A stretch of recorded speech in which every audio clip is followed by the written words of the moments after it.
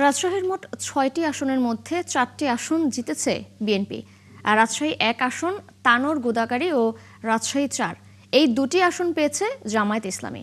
নির্বাচন পরবর্তী পরিস্থিতির আরও খবর জানাতে আমাদের সাথে যুক্ত হচ্ছেন সহকর্মী রাশিদুল হক রুশো।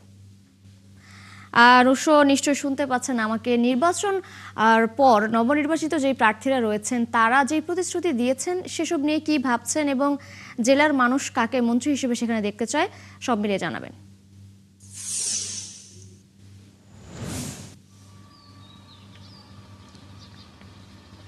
দেখুন, রাজশাহী কিন্তু বরাবরই একটি বলা যায় যে বঞ্চিত এলাকা। বিশেষ করে রাজশাহী যদি রাজশাহী সদরের কথা বলি, এখানে কিন্তু দীর্ঘদিন কোনো এখানকার মানুষ আসলে মন্ত্রিত্বের স্বাদ পায়নি, বা এখানে যে আসলে একটি পূর্ণাঙ্গ, এবং রাজশাহী যদি জেলার কথাও বলি, এখানে পূর্ণাঙ্গ কোনো মন্ত্রী কিন্তু দীর্ঘদিন ধরে আসলে এখানে রাজশাহীর মানুষজন পাননি।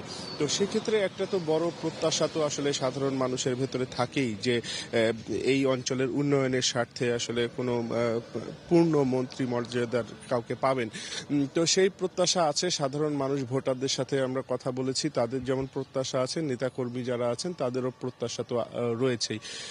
আপনি যেমনটি জানতে চাইছিলেন যে যারা আসলে নির্বাচিত হলেন তাদের যে প্রতিশ্রুতিগুলো তারা ভোটের সময় দিয়েছিলেন সেগুলো সম্পর্কে আমরা জানতে চেয়েছি। তারা যে সমস্ত তাদের কর্মপরিকল্পনাগুলো জানিয়েছিলেন, এবং পাশাপাশি দলীয় যে ইশতেহার, আপনি জানেন যে এই নির্বাচনের আগে কিন্তু বিশেষ করে বাংলাদেশ জামায়াত ইসলামী এবং বিএনপি দুই বড় দলেরই শীর্ষ নেতা কিন্তু রাজশাহীতে তারা জনসমাবেশ করেছেন, নির্বাচনী সমাবেশ করেছিলেন, এবং সেখানে তারা বিভিন্ন অঞ্চল ভিত্তিক প্রতিশ্রুতি কিন্তু তারা দিয়েছিলেন।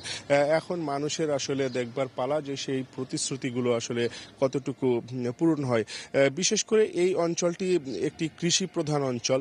তো দুই দলেরই এখানে কৃষি কেন্দ্রিক বিভিন্ন প্রতিশ্রুতি কিন্তু দেওয়া ছিল। সেই প্রতিশ্রুতিগুলো আসলে বাস্তবায়ন চান সাধারণ মানুষ। এবং আমরা প্রার্থীদের সাথেও কথা বলেছি, যেমন যদি বলতে পারি যে রাজশাহী সদর আসনের থেকে যিনি বিএনপির প্রার্থী নির্বাচিত হয়েছেন মিজানুর রহমান মিনু, তিনি গত শুক্রবার গণমাধ্যমে কথা বলেছেন, এবং তিনি বলেছেন যে তিনি বিগত সময়ে তিনি যখন দায়িত্বে ছিলেন তখন Rajshahi happiest city of the world খেতাব পেয়েছিল। সেই পুরনো ঐতিহ্যে আবার তিনি সেই ফিরে যেতে চান, অর্থাৎ নগরীকে তিনি সেভাবে আবার সাজিয়ে তুলতে চান। পাশাপাশি রাজশাহী ১ আসনে অধ্যাপক মুজিবুর রহমান জামায়াতের প্রার্থী বিজয়ী হয়েছেন। তিনিও কিন্তু বলছেন যে তিনি আসলে সর্বোচ্চ সততার সাথে যতটুকু বরাদ্দ পাওয়া যাবে, তার নির্বাচনী এলাকার যে সমস্ত উন্নয়নগুলো বাকি আছে সেগুলো কিন্তু তিনি করতে চান। সব মিলিয়ে আসলে এখন রাজশাহীর মানুষের প্রত্যাশা সামনে যে মন্ত্রিসভা হবে সেখানে যেন একটি পূর্ণাঙ্গ মন্ত্রী পান উন্নয়নের স্বার্থে। জি, রাশিদুল হক রুশো, ধন্যবাদ আপনাকে। আমরা নিশ্চয়ই পরবর্তীতে আবারও যুক্ত হব, আপনি সঙ্গেই থাকবেন। দর্শক, রাজশাহী থেকে যুক্ত ছিলেন আমাদের সহকর্মী রাশিদুল হক রুশো।